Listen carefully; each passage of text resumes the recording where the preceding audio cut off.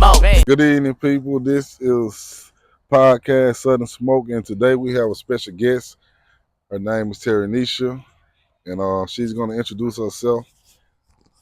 Hi, my name is Terrinecia, and I'm happy to be here today. So, Terrinecia, I've been watching your vlogs and your motivational quotes on Instagram lately, and I noticed that you have a lot of fans, and you have quite a good bit of music out. Can you tell us how did you start? First of all,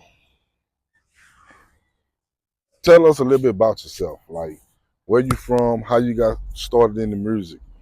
Well, I'm Terrinecia, of course. I'm from Centerville, Mississippi, and I started music because it was more so therapeutic. I didn't understand that it was therapeutic for me until I got kind of up in age because I didn't understand why I was doing what I was doing. But I started writing music young, and I get more into that later with a later question if it comes about. But I started doing music young, and I really got more into music with my sixth grade year. I used to sing in the choir, but I never rapped before. I never thought that I could. I just always wanted to be a singer. But my sixth grade year, a lot of my classmates, a lot of my friends was beating on the table, and I caught the beat. And once I caught it, I'm like, okay, I got this. So that's what really made me more so just want to do music more so. So, what inspired you to actually write the type of lyrics that you write? Life.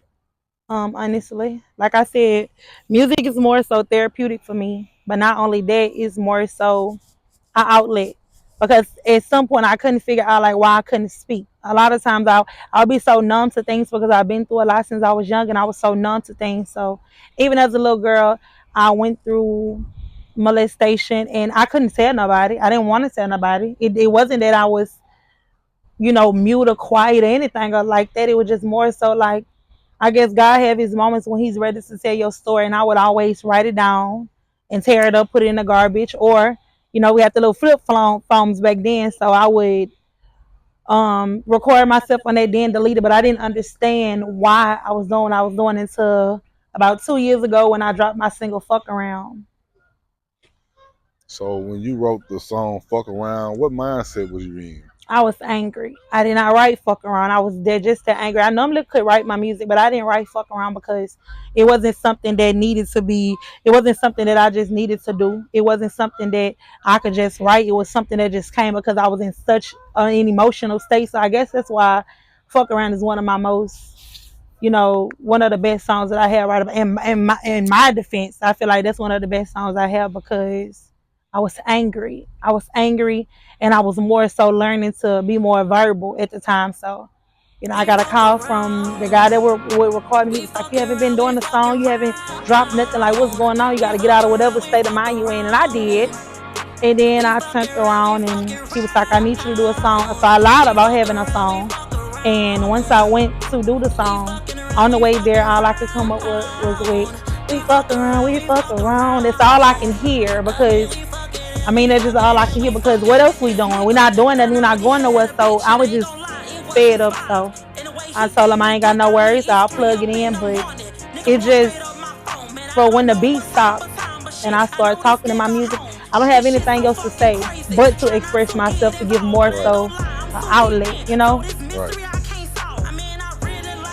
So, are you independent right now, or do you have a contract? Are you signed to a record label? I'm independent right now. I have a lot of people that would like to work with me, but I take music seriously. And a lot of times people say, "Well, you're inconsistent with doing it," but me personally, I don't feel like inconsistent mean you're inconsistent. I just feel like you're perfecting your craft over time. You need something to talk about, and I'd rather go through life and then write than rather tell music that's not true. Do you prefer being independent? Yes, I prefer being independent. Since you've been doing music and you've been involved with anybody in the industry, have you connected with anybody in the industry that has been helping you get along with the music? That's funny you say that. I used to deal with this guy. He was a rapper. He didn't I just sit back and I watched him because he had more years of experience and he had been doing it a long time. So I kind of much watched him, and that's how I kind of got myself in the door. I've worked with producer EQ. He gave me a lot of pointers. I worked with producer Lil Keith. He gave me a lot of pointers. So I always just sit down and talk to a lot of people, and it's crazy because I speak with more guys than And I had a rapper to tell me like, look, I ain't gonna lie, we give girls a hard time, but I guess that what makes female go harder. So I pretty much work with a lot of people. I know a lot of people. So yeah. Are you currently working with anybody in the industry, or do you want to work with anybody in the industry? Um, I'm currently trying to work with I'm gonna reach out to Go Yellow again. I did a song with Go Yellow years ago featuring Hazel. I've just previously worked with LBR Rob. I'm gonna be looking forward to probably getting him on another song if it's possible. I just look more so to in the near future just to kind of enhance everything over time, more female rappers and more guy rappers. So yeah, I would love to work with Spitter. I feel like Spitter would kind of like challenge me more. So I love to work with Spitter. Do you right now? Can you give us an insight, like what type of household did you come from? Like as family wise, what type of family did you come from? You know what? That's a pretty tricky question because I've actually came from a great family. Actually, my parents were married. My sisters and my brothers, all of us are from my mom. So I came from a great, sturdy household. But I would say, every household, I don't care how great it is, it comes with trauma, whether it's in house or outside the house. Like it comes with a lot of trauma. So I mean, I won't really just say the household had a lot to do with my mental state or the stuff that I do or the way that I feel with certain things. Are you the only one? Are you the only child, or you have No, I'm siblings? actually a twin to a boy. I have a brother named Terry. I'm Terrinecia. I have a sister. My only sister, her name is Dominique, and I have a little brother. His name is Damien. So I'm one. I'm one of four. Are you the only one involved in music? Yes, I'm the only one involved in music. I love music. Yeah. So, how did your mother and father accept you in the music industry? Well, my mom passed when I was 13.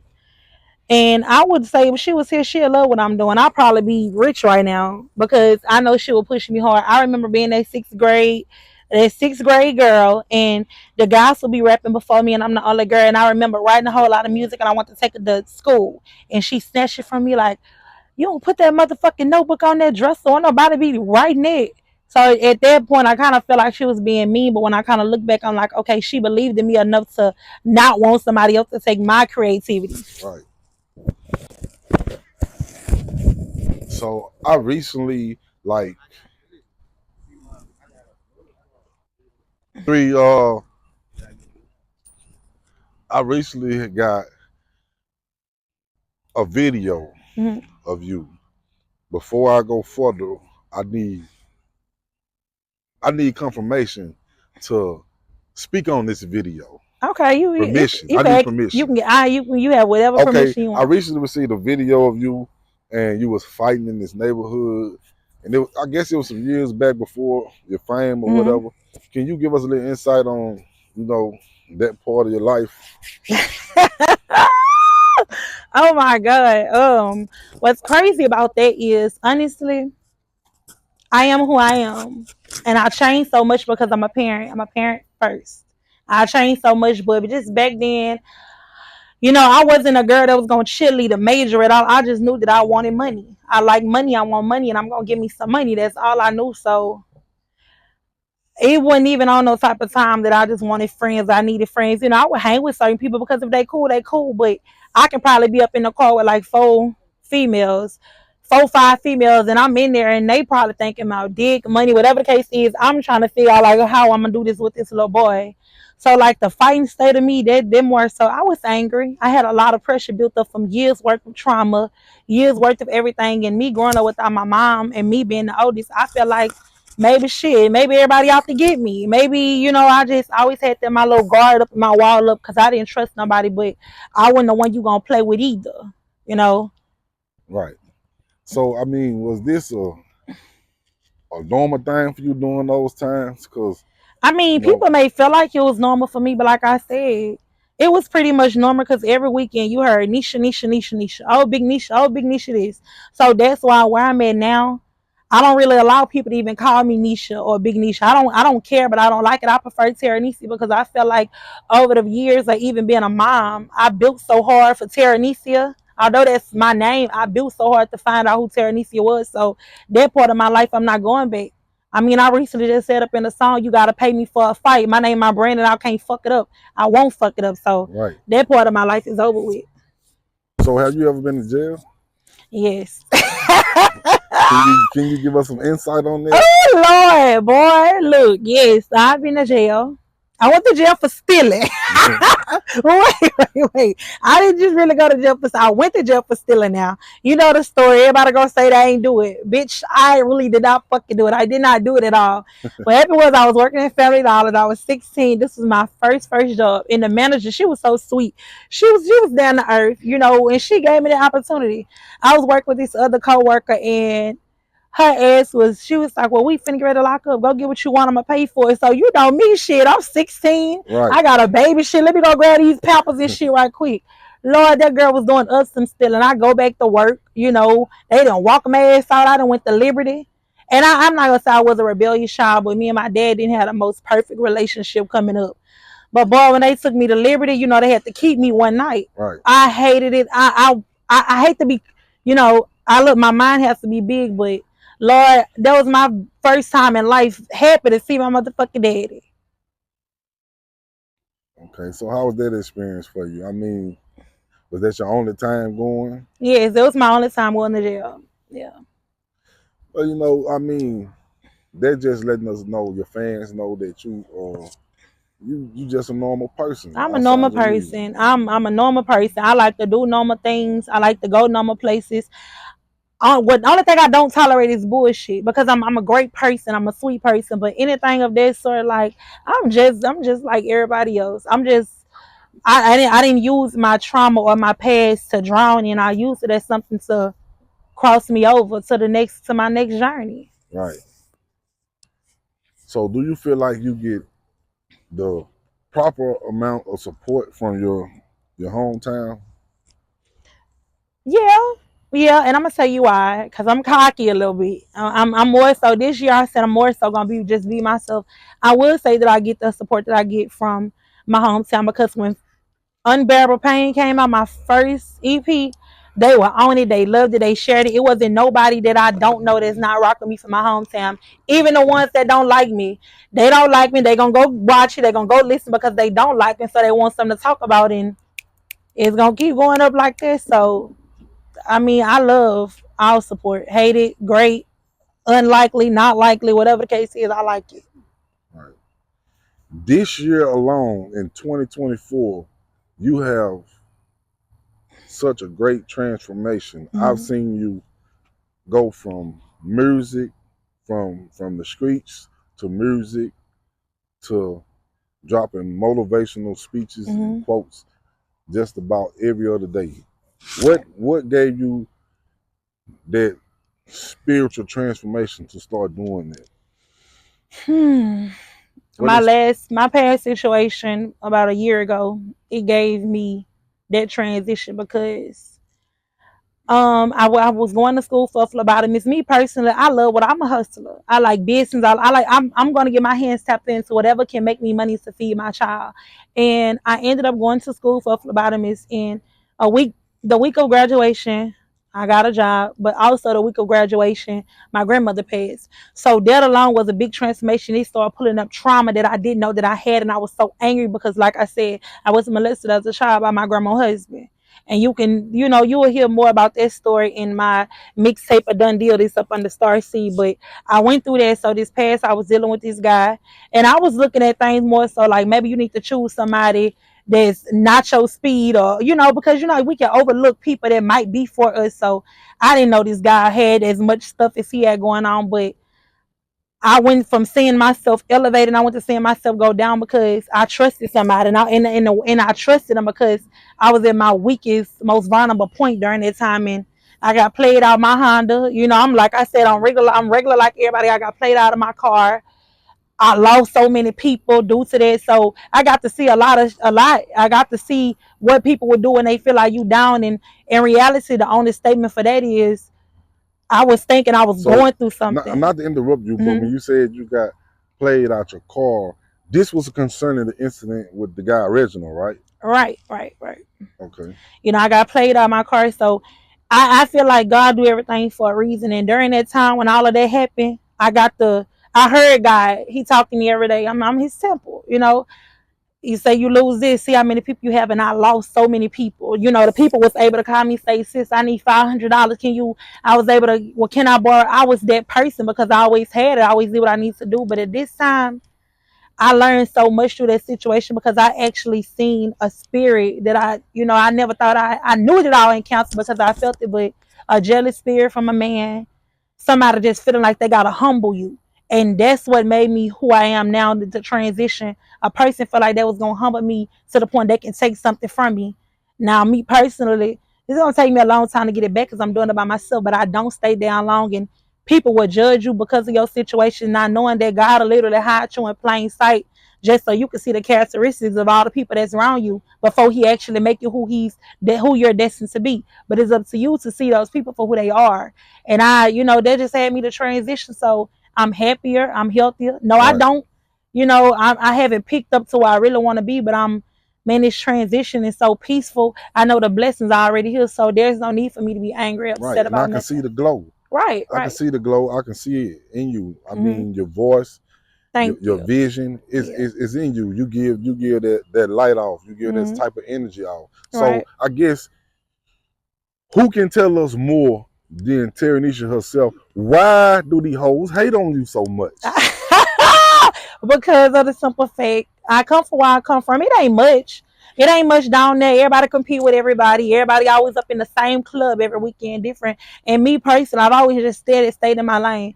I've always said everybody say she be cool with anybody. I give everybody a chance. Once you show me what it is, I remove myself because I'm not the type of person that base myself on loyalty. Because my loyalty to you, your loyalty might be different to somebody else than what it is to me. So I don't care about loyalty, but you gotta respect me enough to get the fuck out of my way if this not something that you want. Like, don't put me up in a position to have to question myself, not you, but me, because if I have to question myself, that's confusion and I'm sorry, that's confusion and manipulation. And God is not the author of that. So they hate, but I mean, it's not on me, it's in me. So I mean, I would say I hate me too, but I'm not a hater. You got to sit and wait your turn, or you got to really get in where you fit in. And me, I join the party because I got to sit myself at a table where it's more being discussed other than a man and other than mess. I like business, I like money. Right. So So lately, what spiritually, where have you been? Like, spiritually, what I've been up in a loop, and when I say a loop, I've been up in a cycle. And when I say that, I'm fighting with my current self versus in my transitioning self because it's pulling. I was so quick to get up on Instagram every other day saying, let's do it, get ready, let's get excited. And I had really had to go get excited again because the moment that it came and I felt it, I got kind of scared. Not so scared, but just everybody's scared to transition and go higher. Everybody want to go to the top, but the scariest thing about going into the top is actually moving. You know what I'm saying? right, And I'm scared of heights, honestly, in right, all different aspects. I'm not scared to be at the top because I want to be at the top, but I'm a risk taker, so I gotta get to the top. You know what I'm saying? right. Yeah. Not to cut you off, but since you have made your move from Mississippi to Louisiana, are things working out for you in Louisiana way Yeah. more better than they was in Mississippi? Most definitely. Most definitely. And I would elaborate why because Mississippi is small. Mississippi is crabs in a bucket. Everybody says they want to see everybody shine and win, but that's not true because it's like, yeah, he doing good, but shit, I could have did that better. Let me try to go do that. Right, It's in Louisiana. It's so crazy because it's so diverse. Everybody is moving around trying to make a dollar. You got hustlers on this side. You got whatever over here. They cutting grass. They washing cars. They doing whatever, but it's more than one person doing it, and nobody is hating on nobody. And so Mississippi varies from trying to, they want to be that, they want to have that swag that they have. But I mean, it just, Mississippi's very small. And I feel like if everybody come together and listen to each one's perspective rather than thinking, oh, they trying to big up on me, then it'll be better. I agree with you. I agree with you because honestly, I don't think that the industry right now gives artists and actors and actresses out of Mississippi the credit that they deserve. Right. You know, there's a lot of them that's in Mississippi right now doing their thing. And shout outs to you. You really popping your shit. Thank you. I gotta give it to you. No, shout out to you from Southern Smoke. Thank you. Got to give it to you. You popping your shit, and I want you to keep going, keep doing you. Thank You know you. what I'm saying? And I don't want to hold up no more of your time. And I hope that I can have you on the show again. Most definitely. I enjoyed myself. I did. I enjoyed your company. Nice. I appreciate you for coming through, and I want you to give the fans and the audience, my viewers, your websites and where they can find you at, so they can look you up. Like I said, y'all, I enjoyed y'all today. I'm Terrinecia. Don't forget, if you forget it, I'm gonna let you know. You can find me on Facebook at Terrinecia Williams. I go live every other day. I have story times. They be funny. You'll get to see more of my personality. You can find me on Instagram at gorgeous.vicious_, where you can hear some of my music videos, motivational speeches. Follow me on YouTube. Subscribe to my channel up under Terrinecia Williams. And TikTok up on the Terrinicia_music. Thank you for having me, and I'll see y'all next time. Thank y'all once again. This is Southern Smoke. I appreciate y'all for joining us on this podcast, and I hope to see y'all again.